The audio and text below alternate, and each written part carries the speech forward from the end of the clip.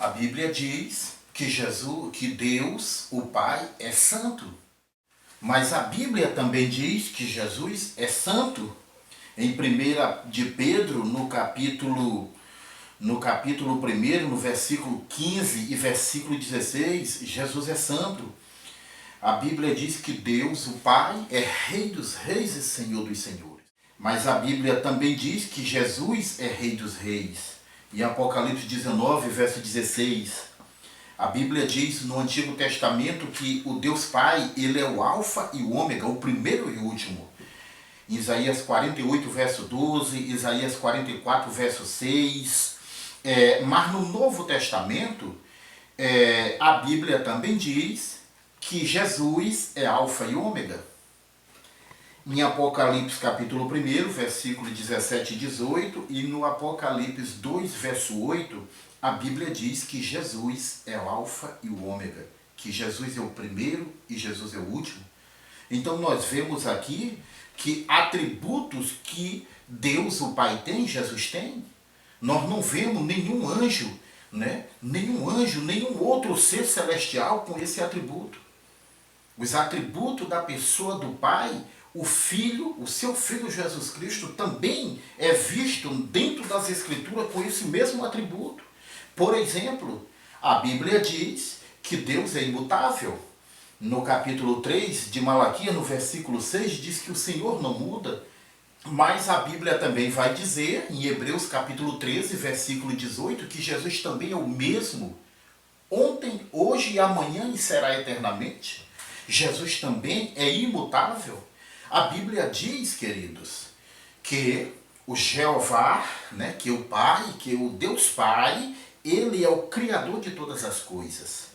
Nós vemos isso no Isaías, no capítulo 40, versículo 28, enfim, são inúmeras as referências.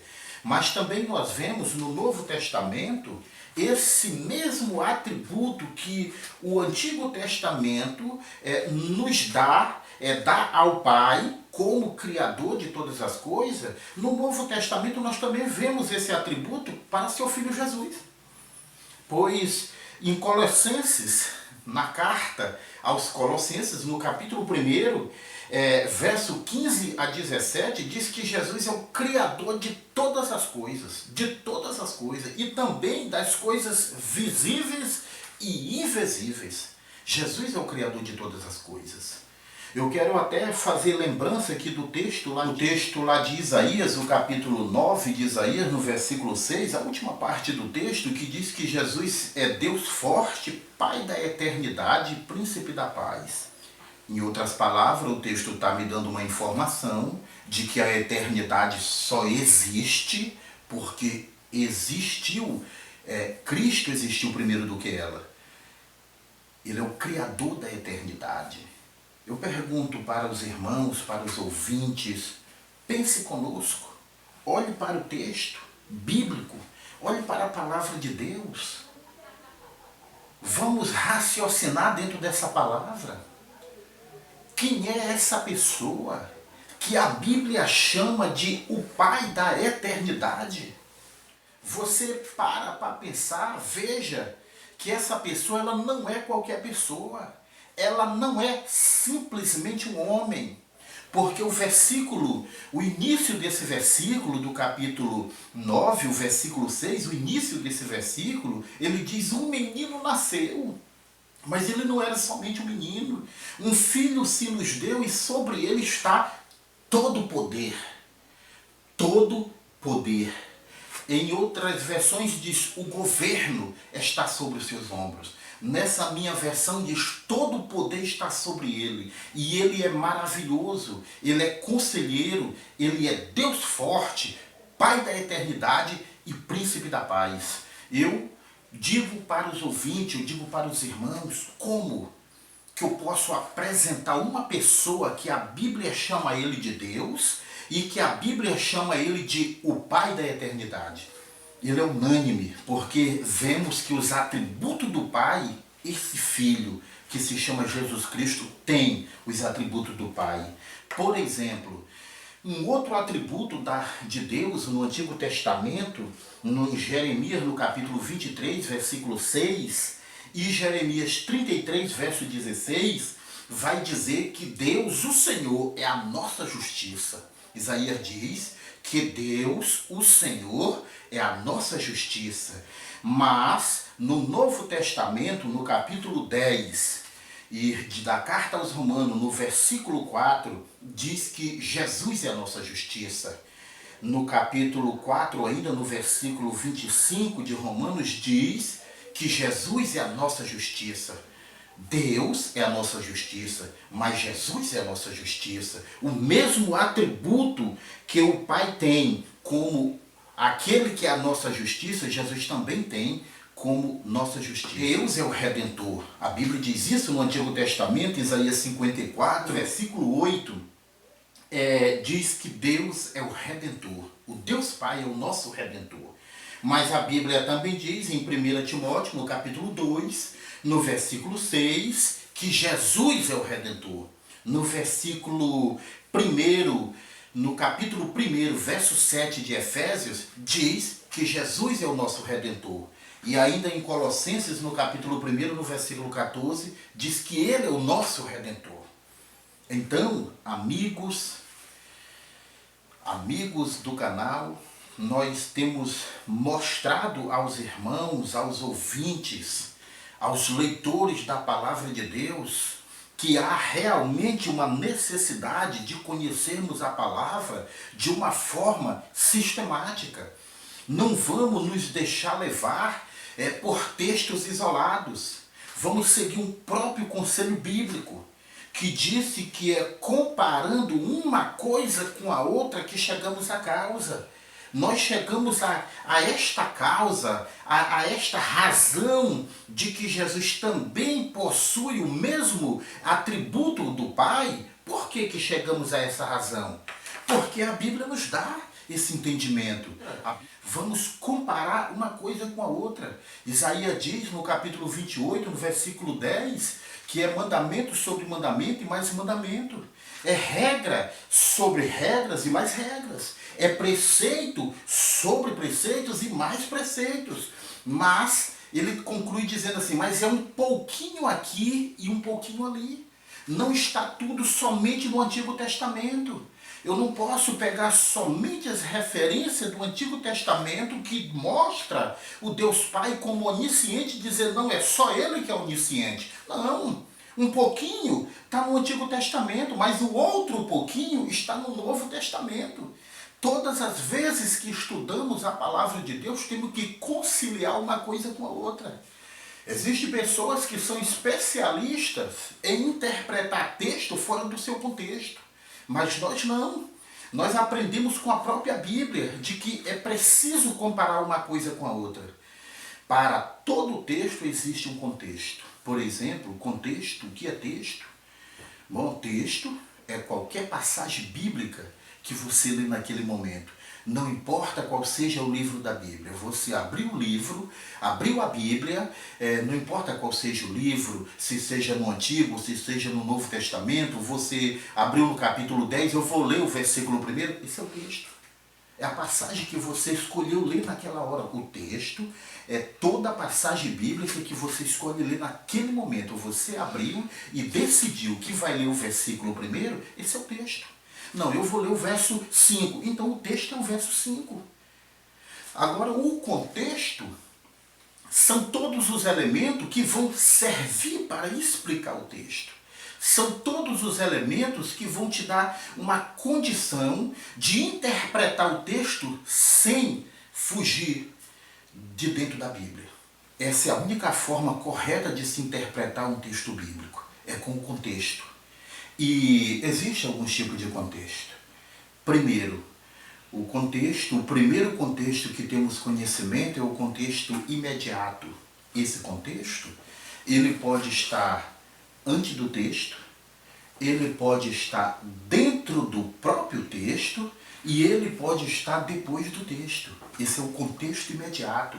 Não existe um contexto mais imediato do que o contexto que já está dentro do próprio texto. Esse é o mais imediato de todos os contextos. Agora existe o contexto remoto. É aquele contexto que já está mais longe do texto que você está lendo. talvez no mesmo livro, mas em outro capítulo. E talvez esteja, se a sua leitura seja no Novo Testamento, o contexto vai estar no Antigo Testamento, ou vice-versa.